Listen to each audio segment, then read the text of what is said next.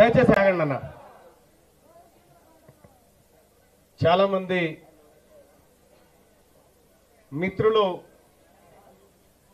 ఈ హాలు నిండిపోయి ఆ హాలు నిండిపోయి బయట నిండిపోయి కొద్దిగా అసౌకర్యంగా ఉన్నటువంటి మాట వాస్తవం. దాన్ని మేము గమనించడం జరిగింది. వేదిక మీద ఉన్నటువంటి తెలంగాణ బీసీ వర్గాల ఆలోచన, బీసీ ప్రజల మేధస్సు తరతరాలుగా ఈ జాతుల కోసం తమ ఇక్కడ జరిగితేనే ఈ సిగ్నల్ వస్తుంది, అక్కడ జరగాల. తమ మేధస్సును ఈ జాతి కోసం, ఈ జాతి ప్రజల కోసం దారపోసి ఏ రోజైనా ఈ జాతులను అధికారం వైపు, ఆర్థికం వైపు, ఆత్మ గౌరవం వైపు ముందుకు నడిపించాలని అహర్నిశలు కలలు గంటూ నిత్యం కృషి చేస్తూ వస్తున్నటువంటి వేదిక మీద ఉన్నటువంటి మేధావి సమాజమా, మీ అందరికీ పేరు పేరున పాదాభివందనం తెలియజేస్తా ఉన్నా. అలాగే తెలంగాణ రాష్ట్రంలో మెజారిటీ ప్రజలకు హక్కులు దక్కాలని, ఈ మెజారిటీ ప్రజల ఆకాంక్షలు నెరవేరాలని ఎన్నో పోరాటాలు చేసి త్యాగాలకు గురైనటువంటి ఈ కుటుంబాలకు, ఆ అమరవీరులకు నేను సోదరుడిగా వినమ్రంగా మీ అందరి ముందు నిలబడి నమస్కరిస్తా ఉన్నా. అలాగే ఇక్కడికి విచ్చేసినటువంటి మా తండ్రి గారైనటువంటి మా నాన్నగారి పాదాలకు కూడా నమస్కారం తెలియజేస్తా ఉన్నా. ఇవాళ సెప్టెంబర్ 17, 1948లో ఎందుకు ఇది డిస్టర్బెన్స్ వస్తుంది?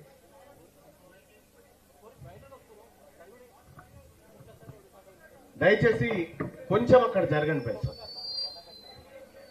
1948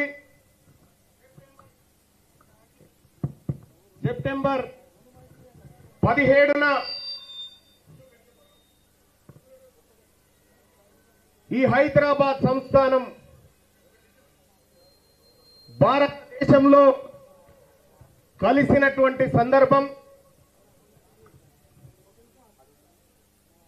అలాగే ఈ దక్షిణ భారతదేశంలో వర్గాలకు హక్కులు దక్కాలని అహర్నిశలు పోరాడినటువంటి పెరియార్ రామస్వామి గారు, అలాగే ఈ విశ్వకర్మ బిడ్డల ఆశా జ్యోతి, మనందరి దైవంగా భావించేటువంటి విశ్వకర్మ, వీళ్ళందరి జయంతి. ఇంత శుభసూచకమైనటువంటి ఈ సెప్టెంబర్ 17 తారీఖును బీసీల తలరాత మారే దినంగా నేను భావిస్తా ఉన్నాను. ఎస్, ముందు మురళీ మనోహర్ గారు, ప్రొఫెసర్ మురళీ మనోహర్ గారు తన జీవితమంతా బీసీల కోసం పోరాడుతూ ఆలోచనను సమాజం మీదకి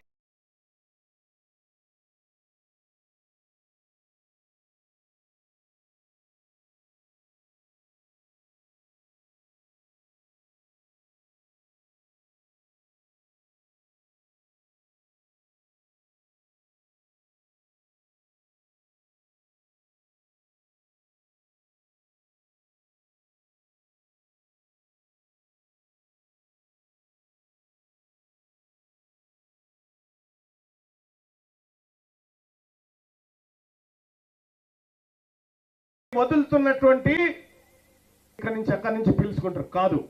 నేను అలాగే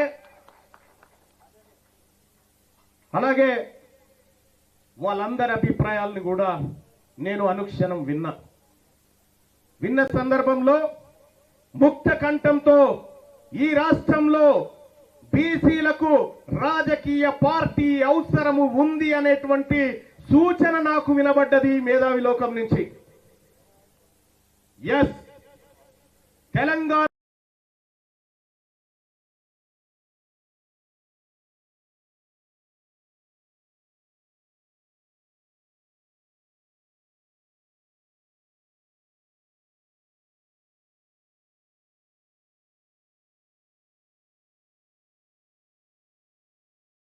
రాష్ట్రంలో మెజారిటీ ప్రజలకు చేస్తా ఉన్నా.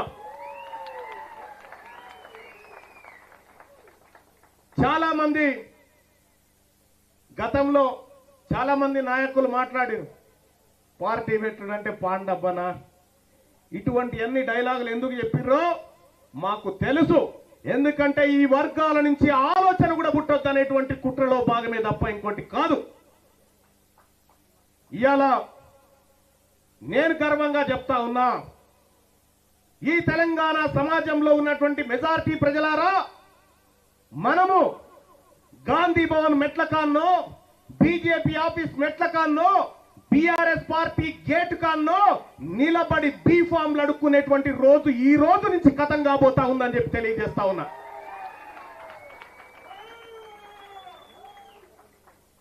మీ అందరు చూసిరు, నేను ఎమ్మెల్సీగా గెలిచి దాదాపు 15 నెలలు 16 నెలలు గడుస్తా ఉంది.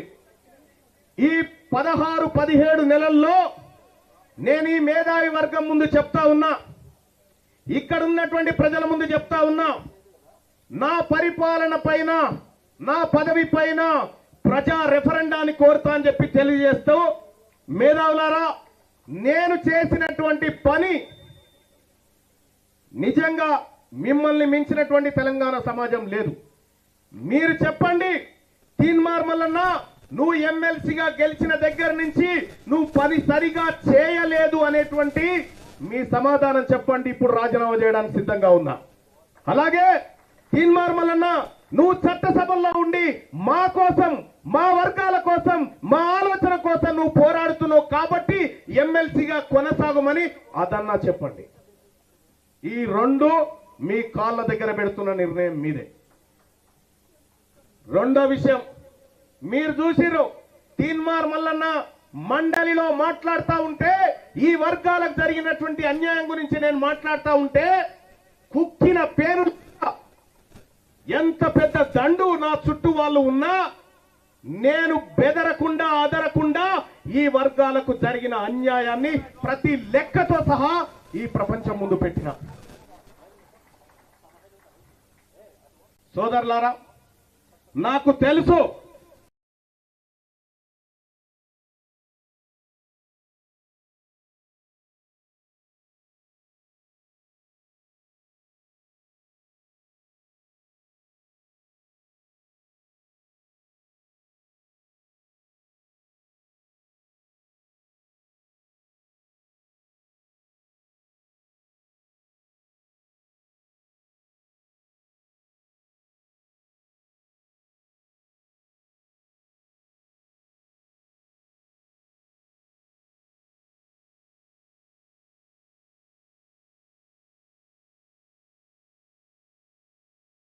ఈ వర్గాలను అసెంబ్లీకి తీసుకుపోయి వాళ్ళ సీట్లలో కూర్చుండబెట్టడం కోసం నేను యుద్ధం చేయబోతున్నానని ప్రకటించి వచ్చిన.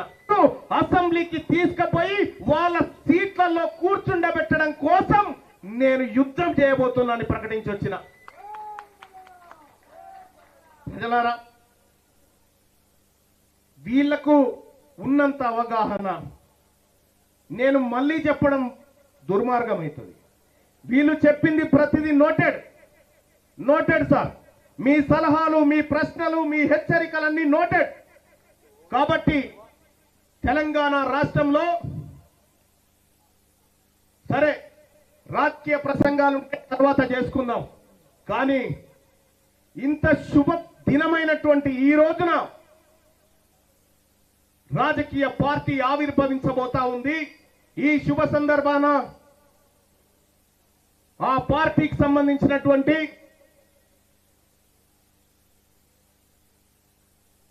ప్రకటన ఏమనుకుంటారు మీరు? పార్టీ ఒకసారి చెప్పండి, ఏమనుకుంటున్నారు?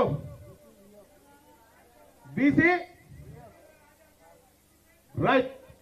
ప్రజలారా, తెలంగాణ రాష్ట్రంలో ఈ ప్రజలకు ప్రాతినిధ్యం వహిస్తూ ఈ ప్రజలను రాజ్యాధికారం వైపు తీసుకుపోవడానికి తెలంగాణ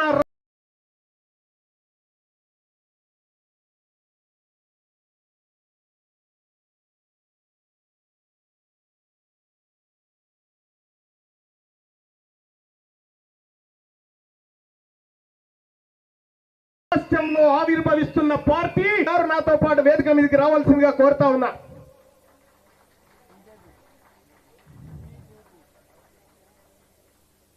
నారగోని గారు ఇప్పుడు పార్టీ జెండాను తను ఆదేశించి ఆవిష్కరిస్తాడు.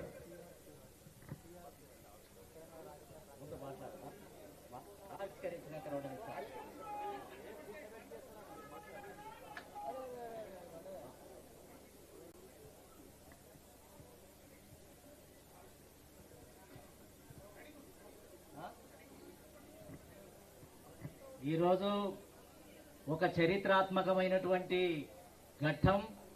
తెలంగాణ రాష్ట్రంలో బడుగు బలహీన వర్గాలు, ముఖ్యంగా బహుజన వర్గాలకే ఒక ఆశాకిరణంగా, ఆశా జ్యోతిగా ఎంతో కాలం నుంచి ఒక బలమైనటువంటి నాయకత్వం, ఒక బలమైనటువంటి మేధావి వర్గం, బీసీలలో ఉన్నటువంటి బలమైనటువంటి నాయకత్వం సర్వం ఒడ్డి ఈ రాష్ట్రంలో ఉన్నటువంటి రాజ్యాధికారాన్ని చేజిక్కించుకునే ఘట్టం ఈ రోజు నుంచే ప్రారంభమైంది. దానికి సంబంధించినటువంటి జెండాను ఆవిష్కరించడానికి మరి అందరూ సిద్ధం కావాలని చెప్పి తెలియజేస్తూ జెండాను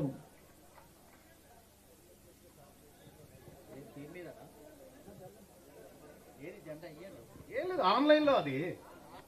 అరే ఇప్పుడు ఏ యుగంలో కూడా జెండా రేగేస్తారు సార్. ఏమైంది? పార్టీ జెండా ఆవిష్కరణ